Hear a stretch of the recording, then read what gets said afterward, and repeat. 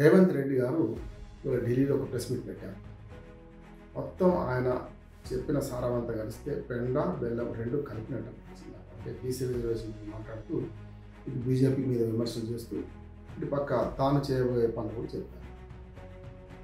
రేపు సాయంత్రంలోగా మొట్టమొదటి రాహుల్ గాంధీని కలవాలి. ఆయన రాహుల్ గాంధీ తర్వాత మల్లికార్జున ఖర్గేని కలవాలి. వీళ్ళిద్దరి ద్వారా మరి మోడీ దగ్గర పోయి కలుద్దాం, ప్రధానమంత్రి మోడీ గారి దగ్గర పోయి కలుద్దాం, ఆ తర్వాత రిజర్వేషన్ ఎట్లా ఇవ్వాలో చూస్తామంటున్నారు. ఫస్ట్ అంటే ఇంట గెలిచి రచ్చగలవాలి రేవంత్ రెడ్డి గారు. ఇంట గెలవడం అంటే ఏంటి? మొదలు వీళ్ళిద్దరిని తీసుకెళ్తాను, రాహుల్ గాంధీ గారినే తీసుకెళ్ళి మోడీ గారితో కలుస్తా అని గత 4-5 రోజుల కింద ప్రకటించారు రేవంత్ రెడ్డి గారు. ఢిల్లీ పోయిండ్రు. మోడీ గారిని మన రేవంత్ రెడ్డి గారు అటుపక్క రాహుల్ గాంధీని కలవలేదు, ఇటుపక్క మల్లికార్జున ఖర్గేని కూడా కలవలేదు.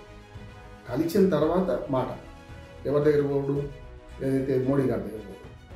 రెండోది ఏమన్నారంటే ఇంటికి కలిసి రచ్చగలడానికి కాంగ్రెస్ పార్టీ ఎంపీలతో రేపు సాయంత్రం 5 గంటలకు పార్లమెంట్ సాక్షిగా ఒక మీటింగ్ పెట్టి వాళ్ళకు దీని మీద అవగాహన చేస్తా అంటున్నారు.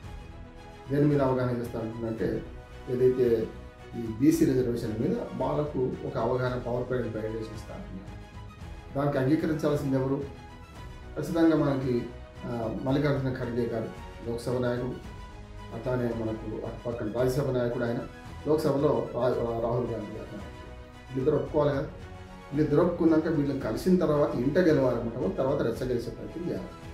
కనుక అది కాకుండా ఇప్పుడిప్పుడే అంటే చెట్ల మీద విస్తాడు అనుకుంటున్నట్టు రేపటికల్లా ఇది జరిగిపోద్దని మాట్లాడుతున్నారు. నా ఉద్దేశం ఉంటే జరగకపోవచ్చు అనుకుంటున్నారు.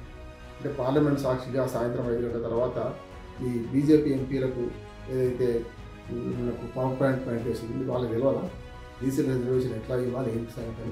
కాకపోతే మేము రాష్ట్రంలో ఏం చేసినా, మేము బీసీ కులాలను ఎట్లా చేసినాం అనే దాన్ని చేస్తారు. ఒక మాట అంటున్నారు ఏంటంటే రాహుల్ గాంధీ కూడా పార్లమెంట్ సాక్షిగా మధ్యాహ్నం అన్నారు, తెలంగాణ రోల్ మోడల్, అసలు బీసీ కులగణన జరిగిన అసలు కులగణన మొత్తం ఏది జరిగినా కులగణనకు బీసీ మోడల్ కానీ బీసీ కులగణన కానీ ఇతర కులాల లెక్కలు కానీ మీరు తీసుకునేటప్పుడు తెలంగాణ మోడల్ పాటించండి అంటున్నారు. మంచిది.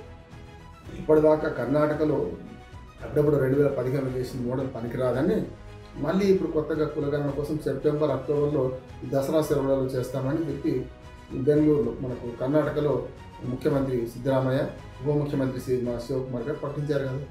అంటే 2015లో చేయబోతే కాలేదని. ఇప్పటికీ బీహార్లో కులగణన చేశారు కదా, అది కూడా కోర్టులు కొట్టేసినాయి కదా, దాన్ని కూడా సహకారం కాలే కదా.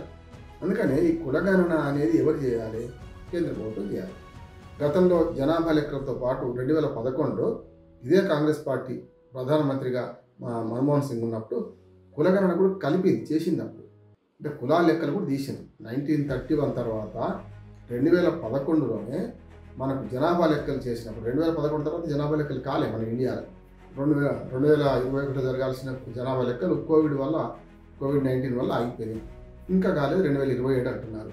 అది పోతే 2011లో చేసిన జనాభా లెక్కల ప్రకారం అందులో కులగణన కూడా చేశాము, కానీ అది ఎందుకు వెల్లడించలేదు అంటే కాంగ్రెస్ పార్టీ ఆనాడు ప్రభుత్వం చెప్పింది ఏమనంటే 1.5% తప్పులు ఉన్నాయి, ఆ తప్పుల తరగతి మేము రిలీజ్ చేస్తే రేపు పొద్దున అసలు చెల్లకుండా పోతుంది, అసలు జనగణనకి అసలు యోగా వస్తుందని చెప్పి మేము చెప్పలేదు, చేయలేదు, దాన్ని బయట పెట్టలేదు అంటున్నారు. ఇప్పుడు కూడా మన రేవంత్ రెడ్డి ఏమంటున్నారు, మొన్న కులగణన తెలంగాణలో చేసింది కూడా కొన్ని అభ్యంతరాలు ఉన్నాయి, గోప్యతకు భంగం అని చెప్పి మేము దాని లెక్కలు చెప్పడం లేదు అంటున్నారు. అంటే ఏ కులం ఎంత ఉందని మొత్తం ఫుల్ మిలాఖర్ అన్నట్టు బీసీలంతా కలిస్తే హిందూ బీసీలు, ముస్లిం బీసీలు. మళ్ళీ గతంలో ముస్లింలలో బీసీ లేరని ఎవరన్నారు? దూదేకల, అందులో పనిచేసి చాకలి, మంగై, ముస్లింలలో ఉన్న కొన్ని కులాలు బీసీలకు వస్తున్నాయి, ఇప్పుడు కూడా వస్తున్నాయి. ఇప్పటిదాకా బీసీ లెక్కలు ఏం తీసుకున్నా కూడా బీసీలలో ఇంక్లూడింగ్ వీళ్ళందరూ కలిసి వీళ్ళు ఏం చేశారు? విభజించారు. పాలు నీళ్ళు అన్నట్టు దూద్ కా దూద్ పానీ అన్నట్టు ఏం చేసిండు? 46% హిందూ బీసీలు, 5% ఏమో 11% దాకా ముస్లిం బీసీలు అన్నారు. రెండు కలిసి 58% అవుతుంది. కనుక ఈ రెండు వేరు చేయడం వల్ల బీజేపీ ఏమంటుంది, ముస్లిం బీసీలు వేరు, హిందూ బీసీలు వేరున్నప్పుడు మరి క్రిస్టియన్ బీసీలు కూడా ఉంటారు కదా. క్రిస్టియానిటీలో కూడా రేపు ఎస్సీలు, హిందూ ఎస్సీలు క్రిస్టియన్ మతం పుచ్చుకుంటే బీసీలుగా మారుతారు కదా. వాళ్ళు బీసీ కన్వర్ట్ అయిన క్రిస్టియన్లు కానీ బీసీలకు వస్తారు కదా, మరి వాళ్ళ సంగతి ఏంది అని అడుగుతున్నారు. కనుక ఇదంతా పెద్ద చిక్కుముడు వేసుకొని జిలేబీకా చక్కెర చేసుకొని ఇవాళ ఢిల్లీకి వెళ్ళి ఆయన రాహుల్ గాంధీని కలవలేదు, ఇంకా అట్లాగే మల్లికార్జున ఖర్గే గారిని కలవలేదు, రాహుల్ గాంధీ కూడా చాలా రోజుల నుంచి కలుస్తలేరు అన్న మాట వస్తున్నది.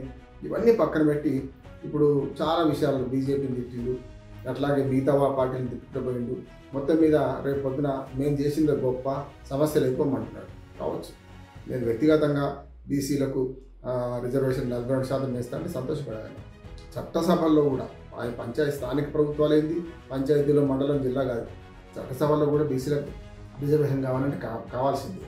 కానీ ఆనాడు 51% రిజర్వేషన్లు బీసీలు సంఖ్య తేల్చి మండల కమిషను వాళ్ళకి 27% రిజర్వేషన్ ఇస్తా అంటేనే పెద్ద గొడవ అయింది కదా. మండల కమిషన్ లెక్కలన్నీ తీసిన తర్వాత 51% బీసీలు ఉన్నారని ఇప్పుడు కాదు, 30 ఏళ్ళ క్రితం అంటే 34 ఏళ్ళ క్రితం అంటే అప్పుడే దేశంలో మంటలు రేగినాయి కదా.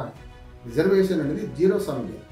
అంటే నీ లాభం నాకు నష్టం, నాకు లాభం అయితే నీకు నష్టం, నీకు లాభం అయితే నాకు నష్టం. విన్ విన్ సొల్యూషన్ కాదు అది. కనుక రిజర్వేషన్ల విషయంలో చాలా గందరగోళం జరుగుతుంటుంది. ఈ విషయంలో ఇంకా ఆర్డినెన్స్ ఏమో గవర్నర్ దగ్గరనే ఉంది. ఆర్డినెన్స్ తెచ్చామంటున్నారు, ఆర్డినెన్స్ తీసుకురావాలి, పంపించాలి. ఆర్డినెన్స్ రావాలంటే గవర్నర్ గారు ఇప్పటికే మనకు సుదర్శన్ రెడ్డి గారు ఏజీపీ మన గవర్నమెంట్ లీడర్తో పెద్ద ఎత్తున మాట్లాడి దీనిలో కొన్ని అనుమానాలు వ్యక్తం చేశారు.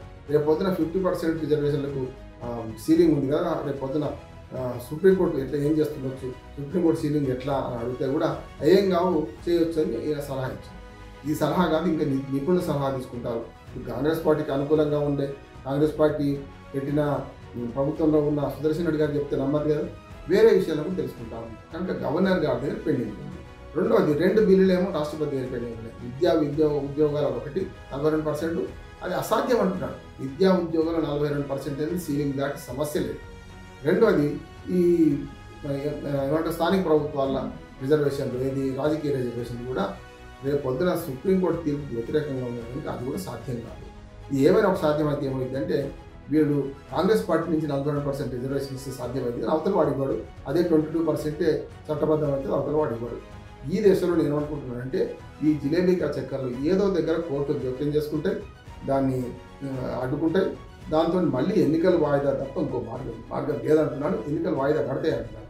అంటే కాగల కార్యం గంధర్వులు తీస్తారు. కోర్టు తీర్పు ఏదైతుందో ఈ 30 సెప్టెంబర్లోపు జరపాలన్నారో ఆ మెడ మీద కత్తి ఇంకా వేలాడుతూనే ఉంది. ఈ 25 జూలై లోపల రిజర్వేషన్లు ఖరారు చేయమంటే ఇంకా శశపిశలు పడుతూ రిజర్వేషన్ల ఖరారు కోసం ఇంకా ఢిల్లీకి యాత్రలు చేస్తుంటే ఎప్పుడు 25 జూలై పక్కన పెడతాం. 1 ఆగస్టు లోపల చేయాలి కదా. తర్వాత 2 నెలల వాళ్ళకి టైం ఉంది కదా ఎలక్షన్ కమిషన్కు. రిజర్వేషన్లు ఎప్పుడు ఖరారు చేస్తారు, ఏ రకంగా దీన్ని నోటిఫికేషన్ ఇస్తారు, ఆ తర్వాత ప్రజల అభ్యంతరాలు ఎప్పుడు తీసుకుంటారు, ఇదంతా జరిగే పని కాదు. ఏం జరుగుతుందో చూద్దాం. కానీ ఎన్నికల వాయిదా పడే అవకాశం అయితే పంచాయతీ ఎన్నికలు వాయిదా పడే అవకాశం ఎక్కువ ఉందని నేను అనుకుంటున్నాను.